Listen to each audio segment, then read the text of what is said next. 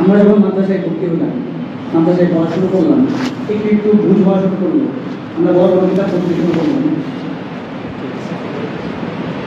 তখন আমরা দর্শের বাইরে বিভিন্ন ইসলামী ইস্যু কেন্দ্রিক যখন বিভিন্ন প্রোগ্রাম বা কর্মসূচি থাকে, ওগুলোতে যখন আমরা যুক্ত হই, তখন আমাদের দিলের মধ্যে একটা ব্যথা এবং একটা দরদ অনুভব। সেটা কি? যে আমরা দুনিয়ার রাজনৈতিক সামাজিক শাসন কেন্দ্রিক যে কাঠামো, এই কাঠামোটা যদি ভেঙে যেত, আবারও যদি মুসলমানদের একটা নেতৃত্ব কর্তৃত্ব, তাদের একটা রাজাবাড়ি, এটা যদি দুনিয়াতে প্রতিষ্ঠিত হইত, এই স্বপ্নটা বা এই কল্পনাটা, এই প্রত্যাশাটা আমরা সবাই পালন করি।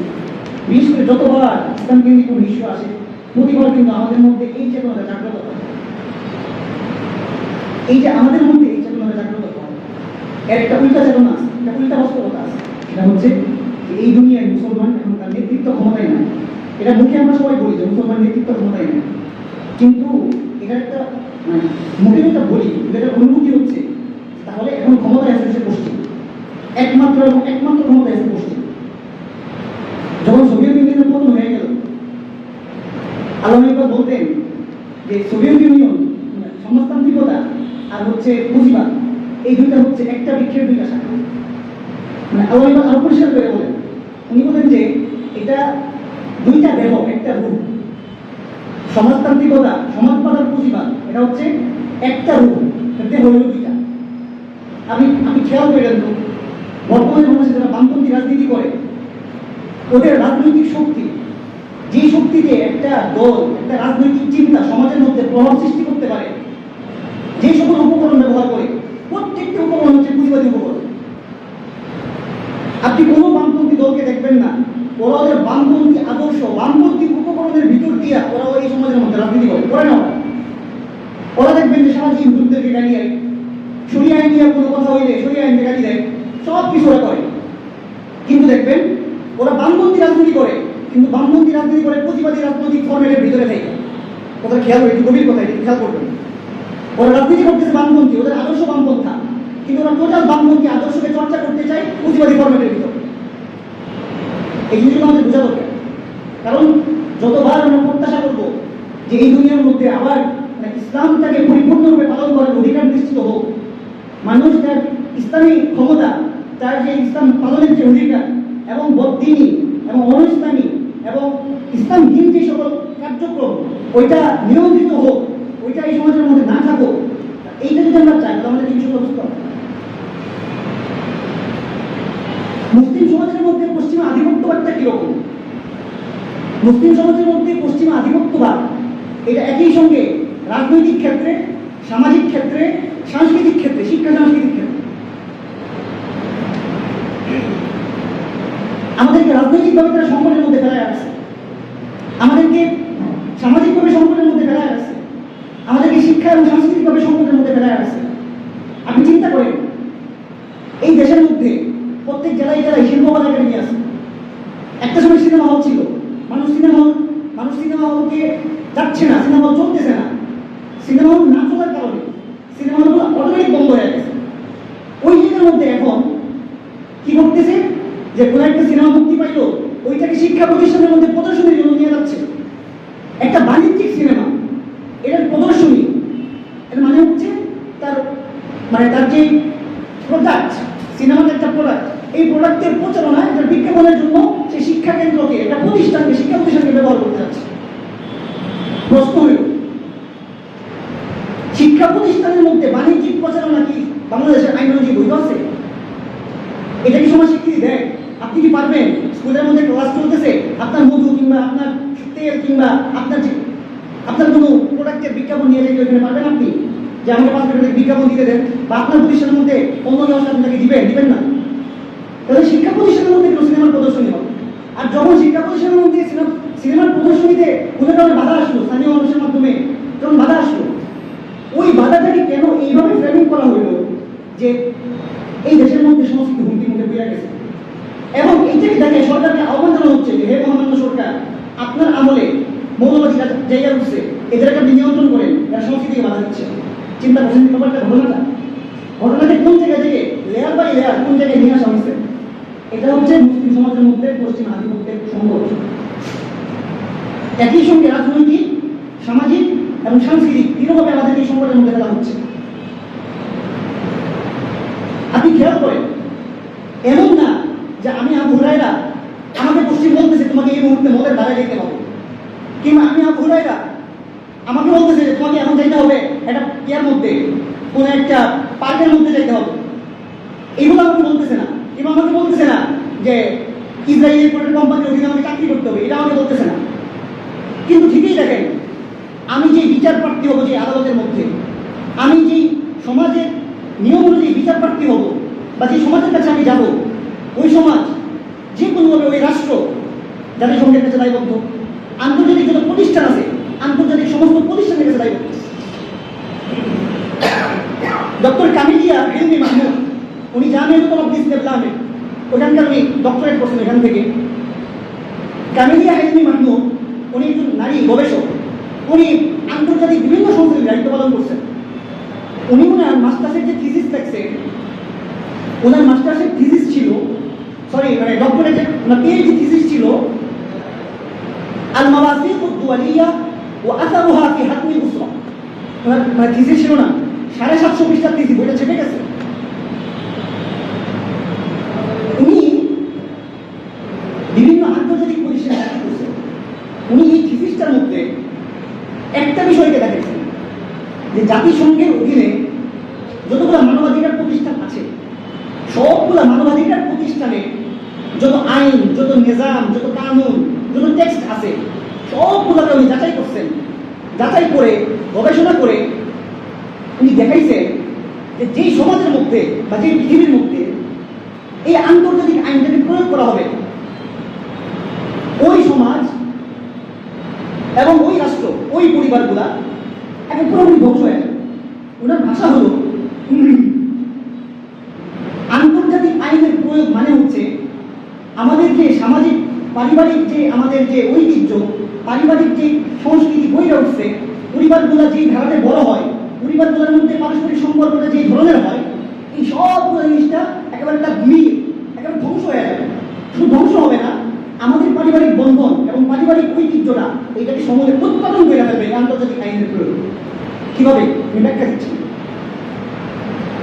উনি বলেন জাতিসংঘের অধীনে যে আন্তর্জাতিক আইনগুলো, মানবাধিকার সংস্থা, এই আইনগুলো কেবল একটা মুসলিম সমাজের জন্য হুমকি না, এটা পুরো মানব জাতির জন্য হুমকি।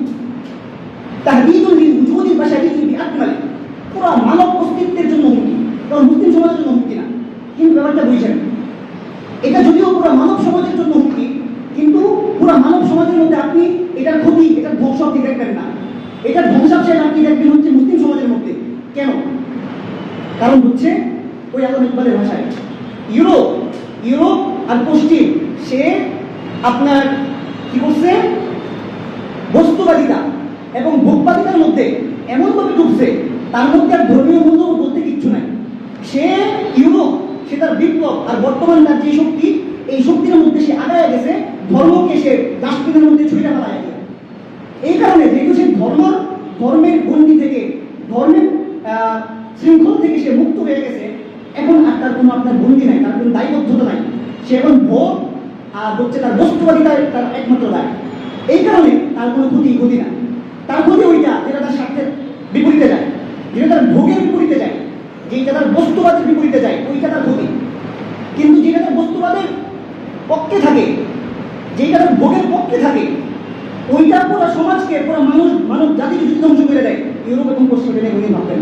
এই জন্য বললাম যে এই জাতিসংঘের মানবাধিকার সংস্থার যে আইনগুলা, এটা পুরো মানব জাতির জন্য হুমকি, কিন্তু আপনি পুরো মানব জাতির মধ্যে এটা ধ্বংসাবশেষ দেখবেন না, আপনি দেখবেন এক কোটা মুসলিম সমাজের মধ্যে। ডক্টর ক্যামিলিয়া বলেন,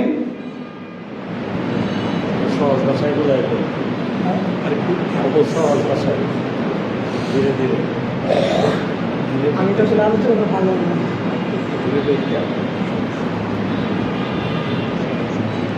এখন মানে আসলে আমি কথা আসলে তো ভালো বলতে পারি না, এটা সবাই জানে, বড় ভাই, আমি কথা বলতে চাই না। না তুমি কথা বলো, একটু তাড়াতাড়ি করে এটাই একটু সহজ আমি দর্শের ক্ষেত্রে এমন হয় যে অনেক ক্ষেত্রে আসলে একটু ইয়া হয়ে যায়। ওকে, আপনাকে মাজার করে দিচ্ছি, আপনারা এমনি মুসা কেনা, আমার দর্শের ক্ষেত্রে ওই কথা বলা আছে, সব ক্ষেত্রে আমার এই কথা বলা। যে আমি মানে আপনাকে তালকিন করছি না, আমি মুজাকারা করছি, এটার সঙ্গে আপনার ভিন্নমত থাকতে পারে, আপনি আমাকে প্রশ্ন করতে পারেন, আমি ভুল দিতে পারি, এটা হইতে পারে। এবং বুঝানোর ক্ষেত্রে আমার হইতে পারে, আপনার মানে একেবারে স্বাভাবিক হবে না, মানে আমি চাইলে এই পাশে ওই পাশে আমি চাইলে ওই পাশে কেউ কথা বলতে পারবো, সমস্যা নেই। ডক্টর কামিলিয়া দেখাইছে যে দুইটা ক্ষেত্র থেকে এই আন্তর্জাতিক আইনগুলা আমি আমি আমার বিষয়বস্তুটা খেয়াল করে নিলাম, আপনারা সেটা মনে রাখেন যে মুসলিম সমাজের ইসলাম চর্চার মধ্যে পশ্চিমা আধিপত্যের সংকটটা কোন জায়গায়? পশ্চিমটাই অধিপতি, আমাদের সবার মালিক এখন পশ্চিম, আমাদের দুনিয়ার ক্যাবলা হইল এখন পশ্চিম, কিছু করার নেই। এখন এই পশ্চিমের সংকটটা কোথায় আধিপত্যের? উনি দেখাইছে দুইটা দিক। একটা দিক হচ্ছে একদিকে যুবকদেরকে উনি কিন্তু কথা বলতেছেন যে আন্তর্জাতিক আইন পরিবারকে কেমনে ভাঙতেছে, পরিবার ভাঙার ব্যাপারটা কে বলতেছে। পরিবার ভাঙার কিন্তু অনেক ধরন আছে, জিনিসটা বুঝছেন আপনারা। একদিকে কি নিয়ম করছে, যুবকদেরকে বিয়ে করতে দিবে না, বিবাহ যে করতে দিবে না, এইটার অনেক রকমের ক্যাটাগরি আছে। একটা হচ্ছে ফিনান্সিয়ালি বিয়েটাকেই কঠিন করে ফেলা হয়েছে, এবং বিয়ের বিপরীতে ভোগবাদ, কারণ ভোগবাদের যা যা উপকরণ আছে, মোবাইলও আপনার একটা ভোগের মাধ্যম আপনার কাছে। আপনি সহশিক্ষার মধ্যে যাচ্ছেন, আপনি যে প্রাইভেট ভার্সিটিগুলোতে যাবেন, পাবলিক ভার্সিটিগুলোতে যাবেন, ওইখানে আপনি একটা পর্যায়ে একটা ভোগ আপনি পেয়ে যাচ্ছেন বা মানুষ পেয়ে যাচ্ছে। আচ্ছা, আবার আরো যে এর চেয়ে গভীরতর যে ভোগের জায়গা, ওগুলো তো আছে। তো আপনি মোবাইল, আপনার সহশিক্ষার প্রতিষ্ঠান, আপনি আবার যা যা জায়গায় যাচ্ছেন সব জায়গায় আপনি ভোগ পেয়ে যাচ্ছেন। একদিকে কি করা হইলো, আপনি চাইলে বিয়ে করতে পারতেছেন না, আপনার অর্থ সংকট, আপনার পারিবারিক ইমেজের সংকট, আপনার চাকরির সংকট, নানান সংকট, আপনি বিয়ে করতে পারতেছেন না। আবার ঠিক এর বিপরীতে আপনার ভোগের নানান উপকরণের দুয়ার আপনার সামনে খুলে দেওয়া হচ্ছে। আমি কোনো একটা প্রোগ্রামে বাংলাদেশে গিয়েছিলাম, আমি বিশ্বাস করেন এই যে 2টা ঘন্টা আমি বাংলাদেশে ছিলাম, আমার কাছে মনে হয়েছে মানে আমি প্রায় অনেক বছর পরে, মানে ওই খালদানগর থেকে চলে আসার পরে 2018 সালের পরে, 2018 সালের পরে এই বছরই প্রথম আমি ঢাকা ভার্সিটির ভিতরে ঢুকছি, চাকর দিয়ে যাওয়া আসা করছি, ঢাকা ভার্সিটির ভিতরে ঢুকছি। 2টা ঘন্টা আমার কাছে জাহান্নাম মনে হয়েছে। মানে ঠিক এইভাবে একটা ছেলে মেয়ে মিশতে পারে এবং প্রকাশ্যে মিশে যেতে পারে, এটা আমি কল্পনা করি। কিন্তু এটা কিন্তু ওখানে খুবই স্বাভাবিক, এবং এটা সমস্ত যদি কোনো রাজনৈতিক নেতা করে, কালকে সে তার ভোটের গ্রহণযোগ্যতা একেবারে তলনিত নেবে না। আফতাবনগর গেছিলাম, আফতাবনগরে শুরু দিত স্টেট ইউনিভার্সিটি, বিশাল বড় ক্যাম্পাস, বৃষ্টির সময় আল্লাহ মানে এইভাবে মানুষ, মানে এই যে কিয়ামতের আগে কোরআনের মধ্যে আল্লাহ বলছে ইন্নাল্লাযীনা ইউহিব্বুনা আন তাশিআল ফাহিশাতু ফিল লাযীনা আমানু, ফাহিশার বিস্তার ঘটবে। কেমনে ঘটবে? ফাহিশার বিস্তার ঘটার জন্য উপকরণ আছে, তার মধ্যে এটা একটা। এই বৃষ্টির মধ্যে ক্যাম্পাসের যে মাঝখানে যে ফাঁকা জায়গাটা, যা ভিড় করতেছে, কোনো বাদ বিচার নেই, খুবই ফ্রিলি করতেছে, সে কিন্তু কোনো বিয়ে করবে না। এক মেয়ে আমাদের কোনো এক পরিচিত হুজুরের কাছে খুব এসে ধরছিল, হুজুর অমুক এখন বিয়ে করতে যায়, তার সঙ্গে আমার 8 বছরের সম্পর্ক, মানে তার সঙ্গে প্রেমের সম্পর্ক না, 8 বছরের পরিচয়ের সম্পর্ক, একটা কর্মক্ষেত্রের একটা সম্পর্ক, না মানে 1 বছর ধরে তার সম্পর্ক। কিন্তু ছেলে তারা বিয়ে করবে না, মেয়ে আবার ছেলে বিয়ে করতে চায়। এমন আশঙ্কা আছে বিবাহের প্রস্তাব দিলে তাদের সম্পর্ক থাকবে না। এটা কোনো প্রেমের সম্পর্ক না, খেয়াল করে সম্পর্কটা প্রেমের না, কিন্তু প্রেমের সম্পর্কে যারা হইতে পারে সবই তাদের মধ্যে হয়। এখন একদিকে মানুষদেরকে, যুবকদেরকে বিবাহ করার ক্ষেত্রে এত সংকট, অপরদিকে ফাহিশা এবং অশ্লীলতার একটা সাইলা। আচ্ছা, আবার খেয়াল করেন, একদিকে আমদানি বিবাহের এই সংকট, আবার আরেকদিকে দ্রুত বিবাহের একটা সংকট। দ্রুত বিবাহ মানে হচ্ছে মানে আমাদের যে 18 বছর আর 16 বছর আর 22 বছরের যে আইনি যে জটিলতা, মানে একটা হচ্ছে মানুষ স্বাভাবিকভাবে সমাজ কখন তাকে বিয়ে দেবে, এখন এটা কারো উপযুক্ততা 16 বছরে হইতে পারে, 17 বছরে হইতে পারে, পরিবার মনে করতে পারে তার জন্য বিবাহের সিদ্ধান্তটা এবং মুনাসিব উপযোগী। কিন্তু এই যে আইন করা হয়েছে যে অমুক বয়সের আগে, বয়সের এই বাউন্ডারির আগে তার বিয়েটা হইতে পারে না, এটা সম্পদ কিনা বলেন? এটা সম্পদ কিনা? আমাদের মতো দরিদ্র রাষ্ট্রে, আমাদের নিম্ন মধ্যবিত্ত আর দরিদ্র ফ্যামিলি, এটার সঙ্গে এটা সবচেয়ে বেশি। এই ফ্যামিলির মানুষেরা একটা মেয়েকে 20 বছর রাখে, দেখছেন আপনার আশপাশে রাখেন না? এখানে বিবাহের ক্ষেত্রে সম্পর্ক তৈরি করা হইল কিনা? এখন বলেন, একদিকে বিবাহের এতটা সংকট, অপরদিকে অশ্লীলতার এই পরিমাণ উপকরণ, এবং ওই সম্পদগুলোর আইনি একটা ভিত্তি আছে, আইনি ফ্রেমিং আছে।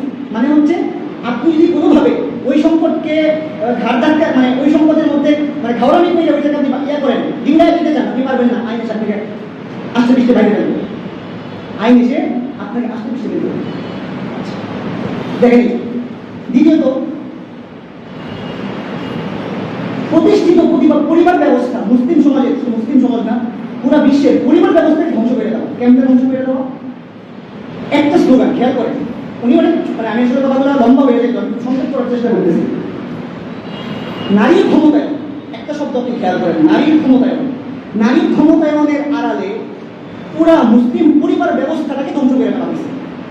কারণ নারীর ক্ষমতায়ন একটা উসুল।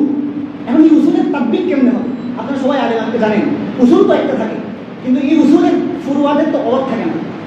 নারীর ক্ষমতায়ন এটা একটা উসুল, এটা তাকবির কেমনে হবে, এটা প্রয়োগ কেমনে হবে? এটা প্রয়োগ হবে হলো নারী এবং পুরুষের আল্লাহ রাব্বুল আলামিন ফিতরি এবং জন্মগত এবং স্বভাবগত যে দায়িত্ব বন্টন করে দিয়েছেন, ওই দায়িত্ব বন্টনের স্বভাবজাত প্রক্রিয়া এবং নীতিকে পুরা একেবারে তাগয়িরুন জাদারি সমূলে উল্টায় ফেলা হয়েছে, এরপরে উল্টায় ফেলা হয়েছে। উল্টায় ফেলার একটা চমৎকার শব্দ হয়েছে, পান্তান আমাদের আমরা ওই শেয়ারটা করতাম, কার দেবো লুতের আছে রোজ হবো। মানে কোনো জিনিসকে কেমনে পাল্টায় দেওয়া যায়, এর চেয়ে সুন্দর শব্দ মনে প্রতিদিন আপনার চেয়ে সুন্দর শব্দ আর কি বলতে পারেন। কার দেখো লুতেরা যে রোজ হবো, মানে যে খবর করে দিছে, কি করে দিছে, যে খবর করে দিছে। এই নারীর ক্ষমতায়নের প্রথমে কি, নারী পুরুষের যে আল্লাহ স্বভাবগত জন্মগত সৃষ্টিগত যে ব্যবধান, দায়িত্ব বন্টন এবং দায়িত্বের যে ভিন্নতা আল্লাহ তৈরি করে দিয়েছেন, এটাকে ধ্বংস করে দেওয়া হয়েছে।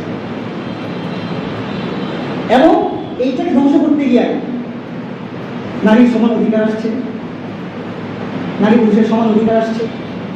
এবং পুরুষ যে কাজ করবে, আর রিজাল কওয়ামুনা আলান নিসা, পুরুষ হচ্ছে সংসারের তত্ত্বাবধায়ক বা কর্তা ব্যক্তি। এই কর্তার চিন্তাকে বা এই ধারণাকে পাল্টায় ফেলা হচ্ছে, কোনো কর্তা নাই, দুজনের সমান অধিকার। এবং এখানে পুরুষ যে কাজগুলা করতো, যে কাজগুলা পুরুষের তাকাসসুসের জায়গা, কিসের জায়গা, পুরুষের ইখতিসাসের জায়গা, খুসুসি জায়গা, এই জায়গাটা একান্তই পুরুষের জন্য, ঠিক ওই জায়গাও জোরপূর্বক ঠেলে দেওয়া হয়েছে নারীদের। ঠিক জোরপূর্বক ওই জায়গাটা ঠেলে দেওয়া হয়েছে, নারীদেরকে ঠেলে দেওয়া হয়েছে।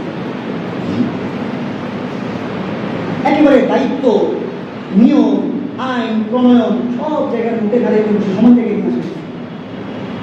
এবং খেয়াল করেন, আপনি যে এখন এই কথাটা বলবেন যে নারী পুরুষের সৃষ্টিগত দায়িত্ব ভিন্নতা, এই ভিন্নতাকে আপনি করতে যাবেন, এই ভিন্নতার নাম, এই ভিন্নতা আপনি যখনই করতে যাবেন বা এই ভিন্নতার কথা যখনই আপনি বলবেন, সেটার নাম হবে নারীর প্রতি সহিংসতা।